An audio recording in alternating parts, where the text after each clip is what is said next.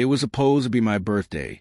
A quiet evening, nothing flashy, just a simple dinner. I walked into the restaurant expecting intimacy, maybe a small toast with my wife. Instead, I was met with 35 staring faces, some familiar, most strangers. And there she was at the center, grinning like she'd won the lottery. Just 35 people, she said as if it were nothing. Just 35? I smiled, calm and measured, a smile that stopped her mid-laugh. Perfect, I said. I'm going home. You handle the bill. I'm not your ATM. The room went silent. She went pale, but she didn't see it coming. The real surprise wasn't the bill. It was me. We weren't always like this. When I first met her, I believed she was the one. She laughed at jokes nobody else did. She held my hand through storms. I gave her my loyalty, my trust, my wallet. We built a home, shared dreams, and I thought we shared love. But over time, cracks appeared. The way her eyes lingered on what others had. The sharpness in her voice whenever money came up, my money, generosity turned into obligation. My hard work became her entitlement.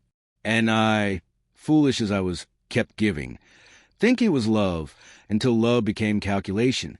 The party wasn't the start. It was just the surface. Weeks earlier, I discovered hidden receipts at the bottom of her purse. Designer bags, jewelry I never bought her, dinners with friends I'd never met, all on my card. When I asked, she brushed it off. It's just money. You'll make more. That's when it hit me. I wasn't a husband to her. I was an account number, a bottomless well she thought she could drain endlessly. I stopped confronting her. I stopped warning. I started watching. Every transaction, every statement, every hidden purchase. I documented it all until I had enough evidence to bury her in her own greed. Revenge isn't rage. Rage is sloppy. Revenge is patient. I met with my lawyer quietly, efficiently. We transferred ownership of everything with my name on it.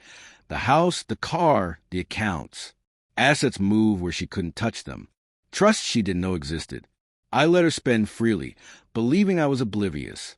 Meanwhile, I documented everything. Photos, bank statements, recordings, even her messages bragging to friends about bleeding me dry. Every laugh another nail in her coffin. So, when my birthday came, I played my part. I walked into that restaurant, saw the 35 strangers she'd invited, and smiled. When I told her she'd cover the bill, her eyes widened. She reached for my arm, whispering, "Don't embarrass me like this." Embarrassment was mercy compared to what I had planned. I left quietly, leaving her to scramble with the waiter. He wasn't coming back.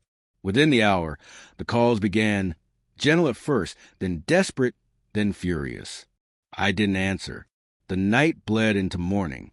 Then came the first strike, an email with a single attachment, a summary of her spending habits, every receipt highlighted.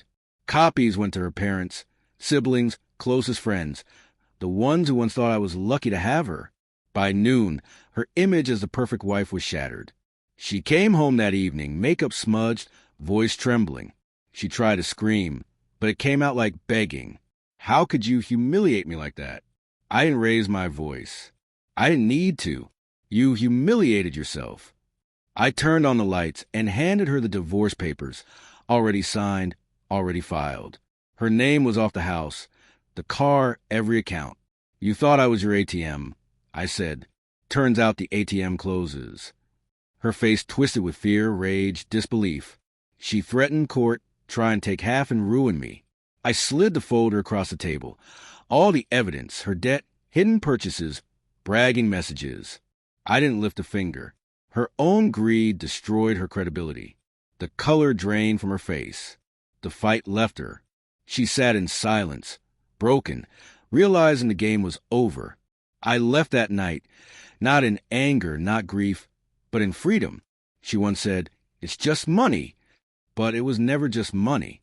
It was respect, trust. The currency of loyalty she kept counterfeiting until nothing was real. Now the world saw her as she truly was, and I finally saw myself again. On my birthday, she thought she'd make me pay. Instead, I made sure she paid. And as I walked away from the ashes of what we had, I felt no regret. Only clarity, only silence, only victory.